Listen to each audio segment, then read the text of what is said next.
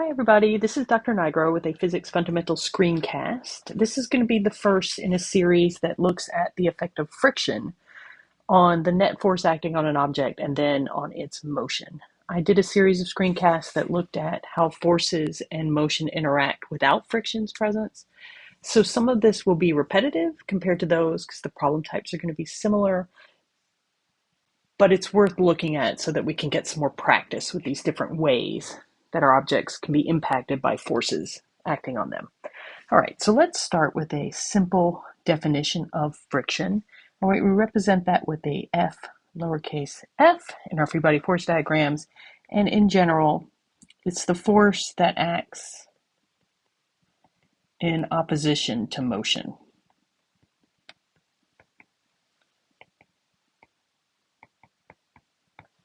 Specifically when two surfaces interact. Okay, so there are several factors that influence the friction between two objects. The first is going to be the materials. All right, in particular, the texture. All right, if you have ice, for example, right, ice is going to have a small amount of friction, but the material, the ice, the surface is very smooth. And so because of that, you don't get a lot of interaction between the two objects as they rub across each other, right? Whereas if you have something like sandpaper, where you have a lot more texture, you're going to have a lot more interaction between the atoms and molecules as they slide past one another. All right, so the material and the texture in particular is very important. All right, also important is the angle or the position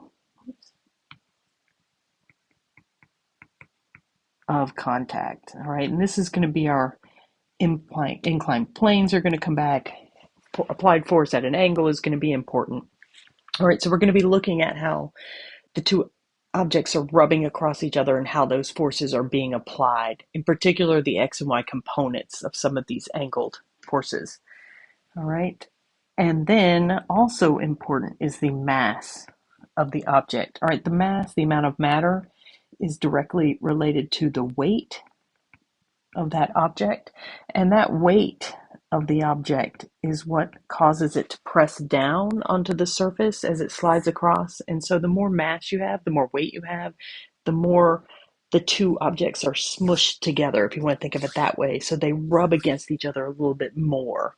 All right, so the frictional component will increase as we see an increase in that mass.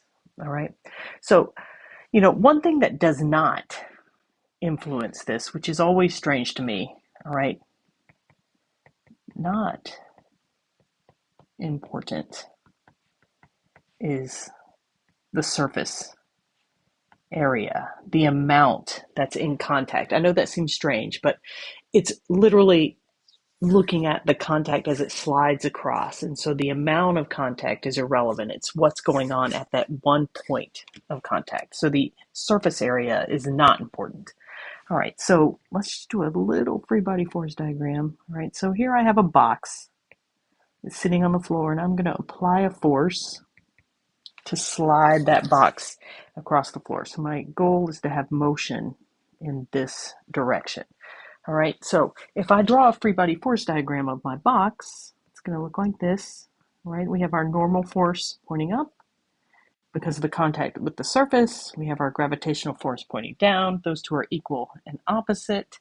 All right, then I've got my applied force to the right, which is causing the motion, but opposing it is my frictional force. All right, now I've drawn these two arrows as unequal. All right, so if,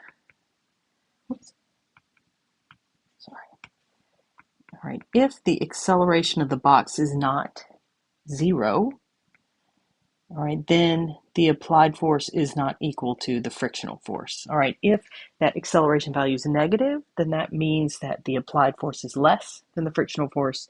If the acceleration value is positive, then the applied force is greater than the frictional force. All right, if the acceleration does equal 0, then our net force is also 0, so our applied force must be equal to our frictional force. So we need to keep these things in mind when we're looking at our calculations. All right, now let's talk a little bit about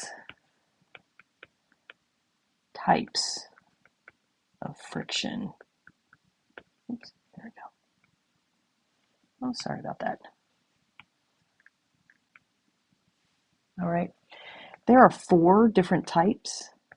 All right, but I'm only going to focus on 2 of them here. All right, we'll talk about the other 2 at another time. All right, the 2 we're going to deal with for these videos is static friction. All right, and static friction is friction that's experienced by an object at rest. All right, it's what keeps the object from moving, if you want to think of it that way. All right, and then second is kinetic friction, and this is the friction experienced by an object in motion. All right, and the 2 types of friction are very different and they have different calculations. All right, now each of these types of friction has a coefficient of friction. So a coefficient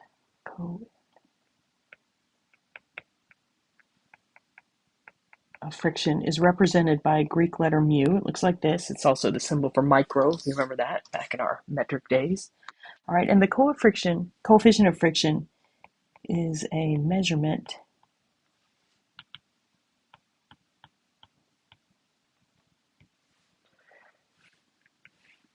of the interaction between the surfaces.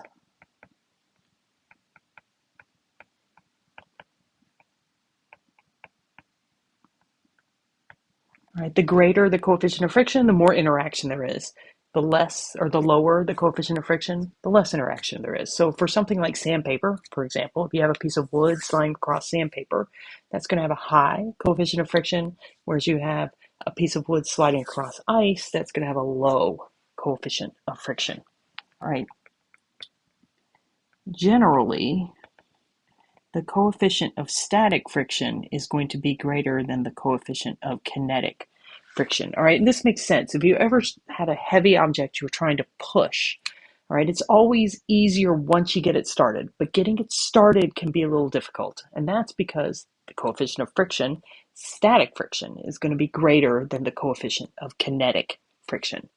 All right, now for our calculations, we look at it 2 different ways. All right, we always talk about the absolute value of the static frictional force. Now this is not an equality. This is going to be less than or equal to our coefficient of static friction times the normal force. Now the normal force is going to be important for all of our friction calculations. The normal force is the support force. It's the interaction between our surface and our objects that's resting on that surface. So it makes sense that the kinetic force depends on this normal force. I'm sorry, not the kinetic force, the frictional force depends on this force. All right, now your object will not move unless your applied force is greater than this static frictional force. All right, so once you know what that static frictional force is, you have to apply at least that much force to get the object to start moving. All right, now once it starts moving, then the frictional force, kinetic frictional force, is going to be equal to the kinetic coefficient of friction times that normal force. All right, so note we have an equality here because it's in motion, so you don't need to reach a threshold to get it to go. All right, that has to do with your static friction. All right, so please make sure, all right, then when you're reading these problems and working these problems, that you're paying attention to whether the object is at rest or in motion, because that's going to determine whether you need to use the coefficient for your static friction or your coefficient for your kinetic. Okay? All right, so let's try a couple problems. Let's go down here. All right, the coefficient of static friction between a 20 kilogram crate of asparagus and a wooden floor is 0.62. All right, what is the minimum applied force required before the box will start moving?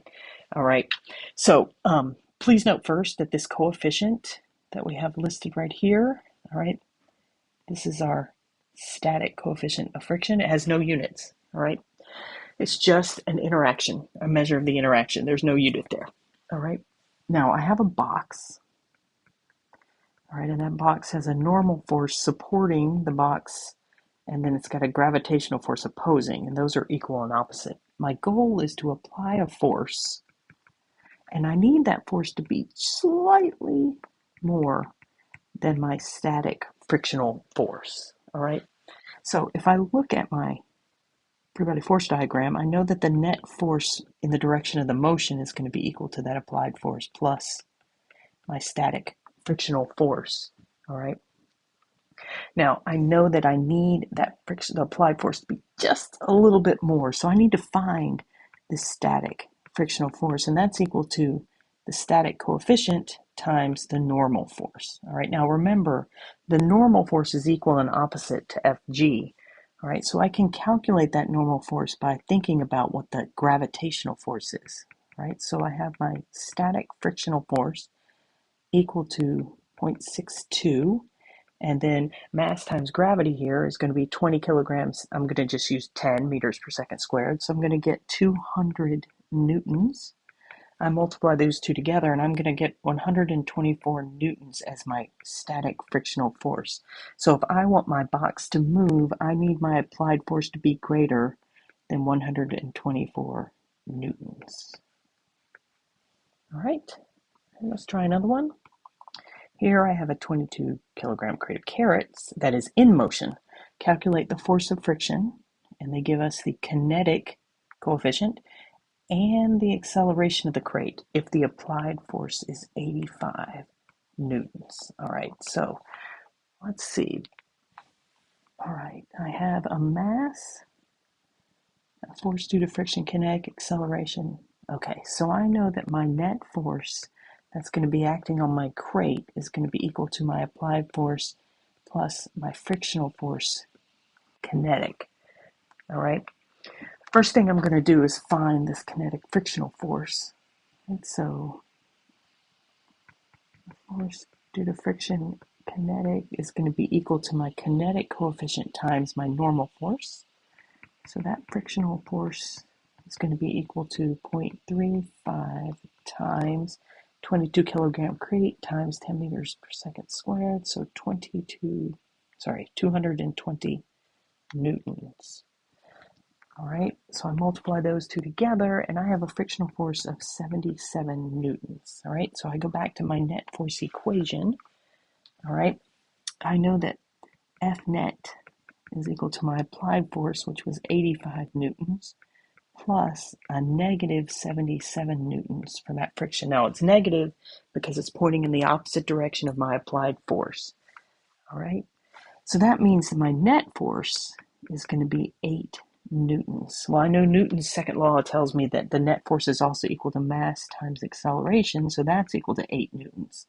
And I know that the mass of my crate is 22 kilograms, right? So I can solve for my acceleration by dividing that 22 over, and I get 0.36 meters per second squared as the acceleration if I apply a force of 85 newtons to this particular crate with this particular coefficient of kinetic friction.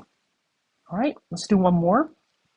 Right here, we want to know what is the net force acting on a 40 kilogram box of soccer balls when it's pushed with 400 newtons.